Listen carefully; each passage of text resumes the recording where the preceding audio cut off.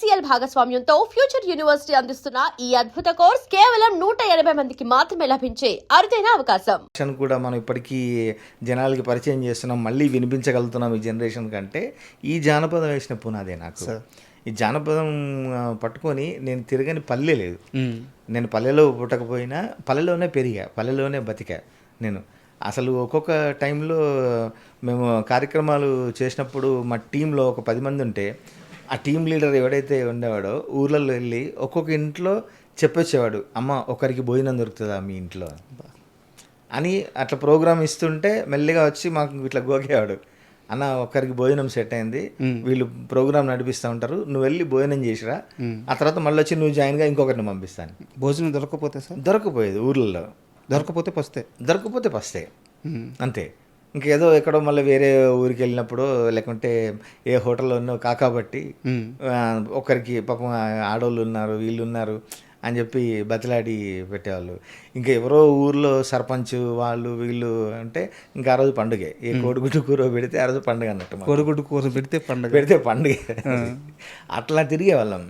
అంటే అప్పటికి నిజంగా నేను బాగా చదువుకున్నా, నేను మా డిగ్రీ అయిపోయింది, ఒక ఎంఏ చేస్తున్నా, అయినా కూడా ఆ జానపదం పాటలు ఆ ప్రోగ్రాంలు ఇవ్వడం అది ఒక ఇష్టంగా ఉండేది. ఊర్లో వెళ్తే అంటే వేదికెక్కి పాటలు పాడుతుంటే వేల జనాన్ని అయినా ఒక కంజీర పట్టుకొని, చిన్న కంజీర పట్టుకొని పాడుతుంటే వేల జనాలు ఇట్లా ఊగిపోతుంటే ఆ మత్తు వేరే ఉండేది అన్నట్టు. సరే, ఏదైనా ఒక్క పాట ఆ సమయంలో మీరు ఆలపించింది ఏదైనా?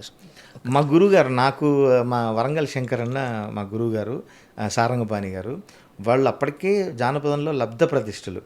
వాళ్ళు ఇప్పుడు కనుక ఉంటే అసలు దేశ విదేశాల్లో వాళ్ళ పేరు మారుమోగేదేమో. ఇప్పుడు మనం సుఖ్విందర్ సింగ్ ఉన్నాడు కదా హిందీలో సింగరు, అట్లాంటి వాయిస్ మా గురువు గారిది. ఆయన టాప్లో పాడితే అప్పుడు మేము ఆయన పాట పట్టుకొని నేషనల్ లెవెల్లో ఒక ప్రైజ్ తెచ్చాం మేము.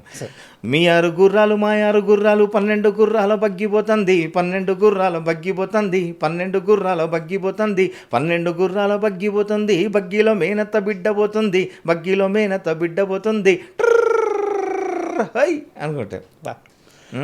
ఇందులో అది ఇదంతా గొలుసు కట్టు పాట. ఇందులో నేను మా టీం మేము చేసిన ప్రయోగం ఏంటంటే అప్పుడే దీన్ని బ్రెత్లెస్ లాగా పాడేవాళ్ళం. అంటే ప్రతి పల్లవి చరణం 2 లైన్లు ఉంటుంది, అవన్నీ కలిపి ఒక 10-12 లైన్లు చివరిలో వచ్చేటట్టుగా పాడేవాళ్ళం అన్నట్టు.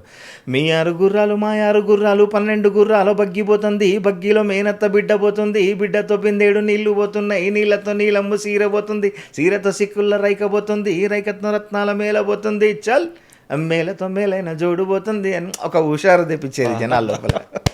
మట్టి పాటలో ఉండే అందం సార్ అది.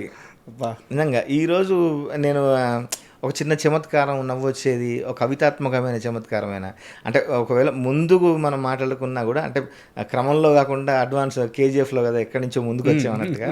ఇప్పుడు రామ్లో కనుక నేను తమ్మల పాకే వేస్తుంటే కమ్మగా వాసన వస్తావే, ఎర్రగా పండిన బుగ్గలు 2 యాదికొస్తాయే అంటే ఇట్లాంటి ఒక చమత్కారం చెప్పాలి. అదంతా కూడా ఆ జానపదం నుంచే అలవడింది నాకు. యాక్షన్ ఇక్కడ, రియాక్షన్ అక్కడి నుంచి. సో కాసల శ్యామ్ని ప్రత్యేకంగా నిలిపింది ఈ సెన్సిబిలిటీ సార్.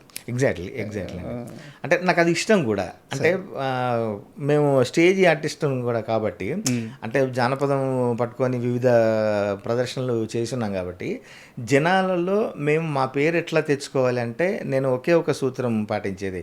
అయితే జనాల్ని బాగా నవ్వించినోడు గుర్తుంటాడు, లేదా బాగా ఏడిపించినోడు గుర్తుంటాడు కళాకారుడు. అంతేకాని ఊరికే వచ్చి పోయే వాళ్ళని మనం గుర్తుపెట్టుకోము. కరెక్ట్ సార్, మీరు 2 పనులు చేస్తున్నారు. అది అందుకే నేను పాటల్లో కూడా అదే ప్రతిబింబించేలా చూసుకుంటాను. ఒక మంచి చెమక్ వస్తే ఆహా అని బాగా గుర్తుండిపోతాం, లేదా నవ్వుకుంటే ఒక చిన్న స్మైల్ వచ్చింది అనుకోండి. ఇప్పుడు ఎక్కడో పాటలో నేను యావరేజ్ బ్యూటీవే ఆర్జీవి ట్వీట్ వే అంటే చలో సినిమాలో అప్పటికి నవ్వుకున్నారు. అంటే బీకామ్లో ఫిజిక్స్ ఉందనే బాపత నువ్వు అని కాంటెంపరీ కొన్ని పట్టుకొని చేయడం, అది నాకు కొంచెం బాగా ఇష్టం. అంటే ఒక చమత్కారం పడితే ఆ రోజు నిజంగా మనకుండే హైవేరు. ఒక పాటలో ఏదన్నా ఒక చమత్కారం పడితే అది డ్యూయట్ కావచ్చు, ఆయా షేర్ లాంటి పాట కావచ్చు, ఇంకేదన్నా పాట కావచ్చు, నా మార్కు ఉండేలాగా చూసుకుంటా. సార్ మీరు అన్నట్టు నేను ఇంటర్వ్యూలో చాలా ముందుకెళ్ళి ఒక ప్రశ్న అడగాలనుకుంటున్నాను.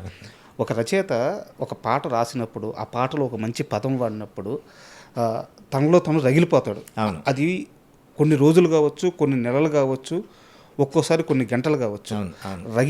రగిలి ఉదాహరణకి ఆయుషేరే తీసుకున్నాం. ఎంత మదన పడితే ఆయుషేర్ వస్తుంది. ఆ పీక్స్కి వెళ్ళిన తర్వాత పాట అయిపోయిన తర్వాత ఎలా కూల్ డౌన్ అవుతారు, ఎలా కామ్ డౌన్ అవుతారు, ఆ ప్రాసెస్ ఏంటి, మళ్ళీ కాసల యథాస్థితికి ఎలా వస్తాడు?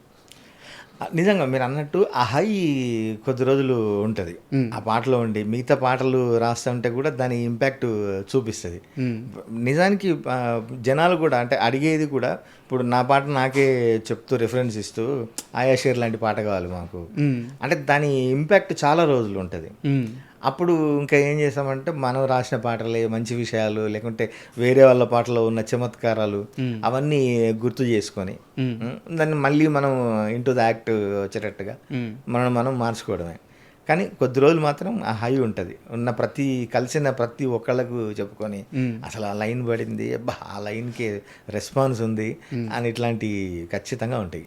ఆయాషేర్ పాట ఎన్ని రోజులు పట్టింది సార్ మీకు? ఆయా షేర్ అదే ఇమ్మీడియట్లీ ఫస్ట్ ఒక వెర్షన్లోనే అయింది. మెరుగులు దిద్దుకుంటూ ఇంకొక 1 వీక్ అంటే కొన్ని అక్కడికక్కడ రాయడం జరిగింది.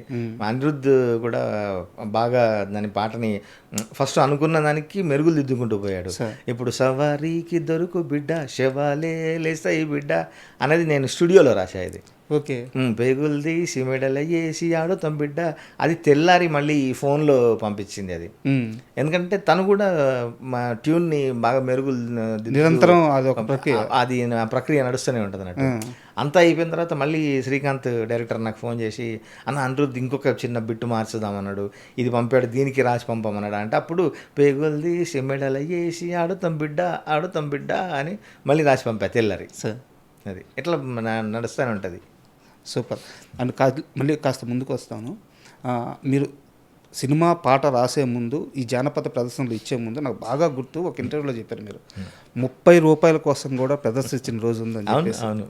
అక్కడి నుంచి సినిమా పాట రచయితగా అవ్వాలని కాన్స్టెంట్గా ఒక నిర్ణయం తీసుకొని బలంగా కూర్చున్న ఆ సందర్భం ఉంటుంది కదా, దానికి ఒక ఉత్ప్రేరకం ఉంటుంది కదా, కారణం ఏ కారణం, ఏ సందర్భం, ఎందుకు ఇంకా సినిమా పాటను సీరియస్గా తీసుకోవాలనిపించిన ఆ క్షణం ఏంటి? అంటే అది రావడానికి కూడా మళ్ళీ కారణం మా నాన్నగారే. ఫస్ట్ అతను ఆర్టిస్ట్ కాబట్టి అందరూ ఆర్టిస్ట్ కొడుకు కాబట్టి నువ్వు కూడా ఆర్టిస్ట్గా అని చెప్పి అనేవాళ్ళు.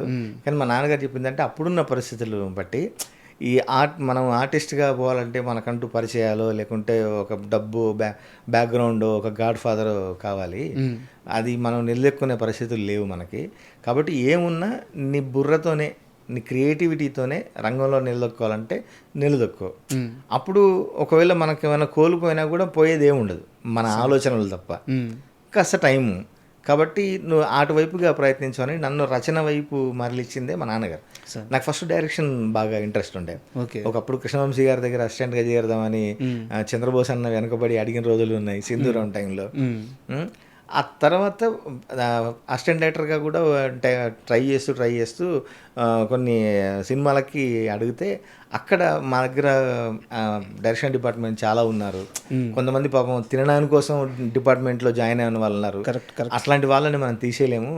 ఇంకా నువ్వు ఏం చేయగలుగుతావు అని అంటే, నా వెంట నన్ను తీసుకొచ్చిన పర్సన్ పాటలు బాగా రాస్తాడు అంటే అప్పుడు పాటలు రాయి. ఇప్పుడు పాటలు అయితే మన దగ్గర ఇంకా అవ్వలేదు, ట్యూన్స్ వచ్చినాయి, ట్రై చేయని. అప్పుడు అట్లా జయ గారి దగ్గర నేను చంటిగాడు సినిమాలో పాటలు రాయడం జరిగింది.